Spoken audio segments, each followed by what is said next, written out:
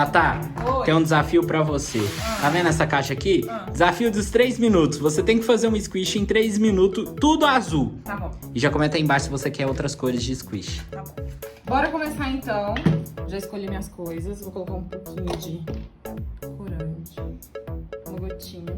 Nossa, eu acho que ficou demais. Esperemos. Já se passaram 30 segundos. Essa não.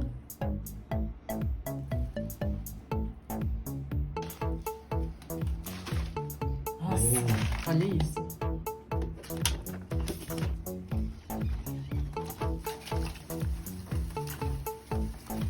Uau, 2 minutos! Ah, deu Conseguiu. Vamos apertar. Ah, Mas ficou valeu, bonito. valeu. Tá lindo. Olha isso aqui. Uou. Comenta aí embaixo se você Tá quer bom, outras valeu. cores e qual cor você quer.